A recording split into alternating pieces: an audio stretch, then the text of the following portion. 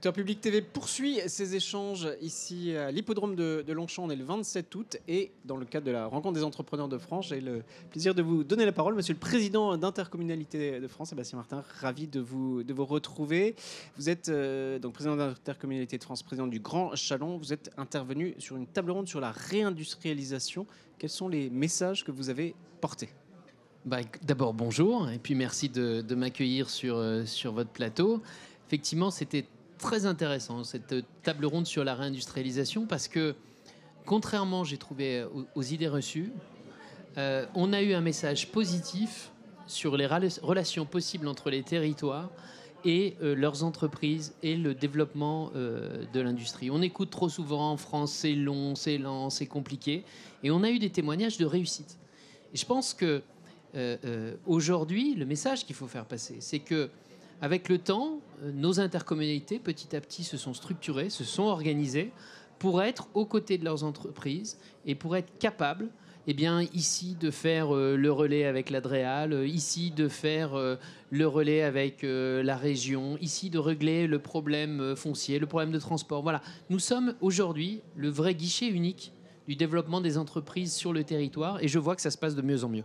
Alors, comment ça se passe concrètement ? Les intercos, les élus, les entreprises, tout ça sont des synergies qui se font naturellement, peut-être plus naturellement qu'à l'échelon national dans les bassins de vie ? Vous savez, on parle souvent du fameux aller vers. Je crois que le chef d'entreprise, il n'a pas le temps de se poser les questions où est-ce qu'il faut que j'aille voir, qui est-ce qu'il faut que j'aille voir. Donc d'abord, aujourd'hui, 90% des intercommunalités ont une direction du développement économique et notre mission, c'est d'aller voir les entreprises, de dire nous sommes là pour vous aider, pour régler des problèmes ou pour vous accompagner face à des sujets de développement, que ce soit des développements fonciers, de développement d'innovation, quel que soit le sujet. Ça, c'est le premier point. Et puis le deuxième point, c'est cette capacité que nous avons à être des ensembliers.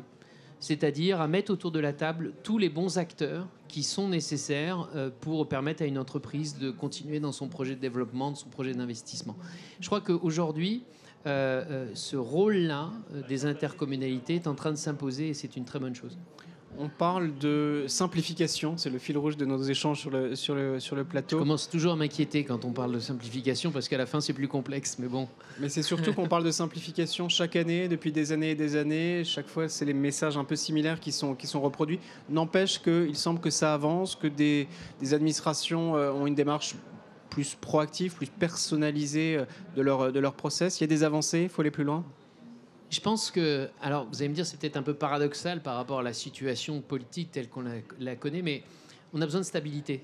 Oui. En fait, si c'est simplifié pour tout le temps changer les règles, ça ne sert à rien.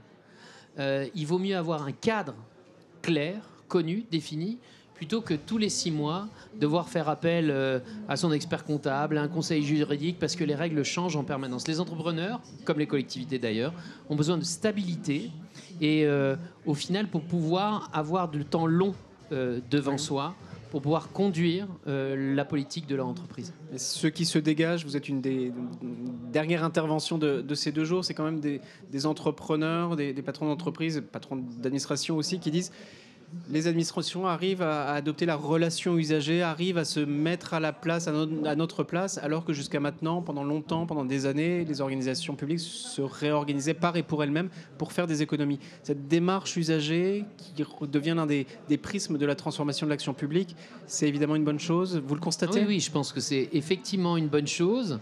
Et là, une fois encore, nos intercommunalités, lorsque elles amènent un dossier avec le chef d'entreprise vers une administration de l'État, quelque part peuvent vraiment être ce lien et puis ce facilitateur, mettre l'huile dans les rouages, parce que le chef d'entreprise, il ne parle pas forcément le langage administration.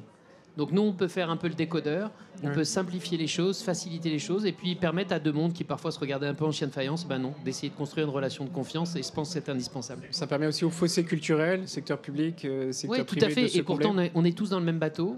On a absolument besoin de cheminer et d'avancer ensemble. Le territoire, il ne peut pas se développer sans les entreprises, et les entreprises ont aussi besoin des pouvoirs publics pour avancer, en tout cas dans le pays qui est le nôtre, qui est la France. Ça ne peut pas se faire l'un sans l'autre, ça doit se faire l'un avec l'autre. Dernière question, Sébastien Martin, plus politique. On connaît le contexte, vous connaissez évidemment le contexte politique aujourd'hui, l'absence de gouvernement nommé. Quel message portez-vous, quel message dites-vous aujourd'hui sur ces enjeux de réindustrialisation aux futurs ministres, au futur gouvernement? C'est quoi la priorité? Je dis, il ne faut pas que ça s'arrête. Ça serait une erreur stratégique fondamentale. Il y a un message qui est porté maintenant depuis un certain nombre d'années qui dit on s'est trompé. Désindustrialiser la France a été une erreur. Aujourd'hui, on a un message qui est positif qui dit qu'il faut réindustrialiser le pays. Ça a commencé par une stratégie nationale qui se déploie avec les territoires d'industrie, qui permet aux territoires d'être parfaitement associés à cette logique-là et qui fait que les chefs d'entreprise, qu'ils soient français ou des investisseurs extérieurs, voient que le pays est aligné. Et ça, il faut absolument que ça continue. Il faut que le discours, la stratégie, la vision qui est partagée d'en haut jusqu'en bas, elle soit absolument maintenue. Que des programmes comme Territoire d'industrie soient plutôt intensifiés. On s'est tellement battu avec Intercommunauté de France pour Territoire d'industrie, et notamment sa deuxième version, que soyez-en sûrs, quel que soit le ministre demain, on se battra pour que ce programme-là perdure. Merci beaucoup d'être venu témoigner, président du Grand Chalon et président d'Intercommunalité de France, qui donne rendez-vous pour sa convention nationale. 17-18 octobre au Havre. Au Havre, on relaiera tout cela. Merci beaucoup d'être venu témoigner. Tous nos échanges à suivre sur Acteurs Publics TV. À très vite.